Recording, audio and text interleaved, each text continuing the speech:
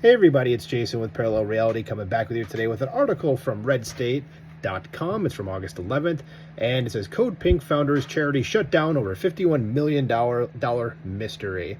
So Code Pink, if you don't know, they're an extreme far left organization run by these two clowns, and this lady, you've probably seen her on the news. She's an ugly piece of crap.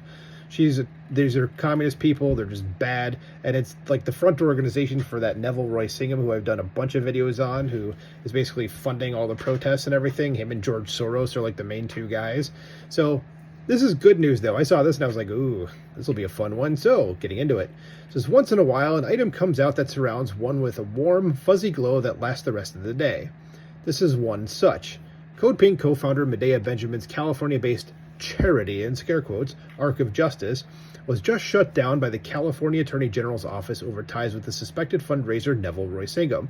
And if they're getting shut down in California, that should tell you something, that something was wrong here. And as this next sentence says, it says that's interesting since California's AG, Rob Bonta, is a creature of the far left himself. This is the Washington Free Beacon, has details. Here's some details. It says Arc of Justice, the California-based charity established by Code Pink co-founder Medea Benjamin, to dole out millions to Code Pink and other far-left activist groups, so it's a front group. It says was recently ordered by the state's attorney general to cease all operations after failing to file taxes for 3 consecutive years and account for more than $51 million in assets that still remain a mystery, according to documents reviewed by the Washington Free Beacon. And not filing your taxes, as much as I am against taxes just in general, like, that's in the law and you got to do it. Otherwise, you're going to get severely punished. Well, you probably should do it. Because, of course, there's corruption, and then there's simple incompetence, and failing to file tax returns for 3 years is certainly in the latter category. The mysterious loss of $51 million in assets? That may well be a combination of both. Here's the onion. As the silence from Arc of Justice raises unanswered questions about a foundation that has long served as the financial backbone for a network of radical advocacy groups tied to Benjamin and her Code Pink co-founder, Jody Evans. And I was just about to say what this next sentence was. It says, Evans is married to Neville Roy Singham, a Maoist American tech mogul who funds far-left causes from his base in Shanghai and who's currently the subject of a Justice Department criminal probe. Code Pink, which has had up to a quarter of its operations funded by Singham, is one of the left's most visible agitators, sending its supporters to disrupt high-profile congressional proceedings where they accuse Israel of genocide. And as we've said a million times in a million videos, there is no genocide there, but these people are of the far left and they hate Israel because they see it as Western and therefore white supremacist, even though if you're saying that about Israel, you've never seen people from Israel, but there you go. But there is no genocide happening there. There never was. This Code Pink, which brims with anti-American sentiment, is also notorious for backing dictators, strongmen, and authoritarian regimes, meeting with Cuban communist officials in Havana, cooperating with Hamas, defending Nicolas Maduro, and explaining away Chinese atrocities against the Uyghurs.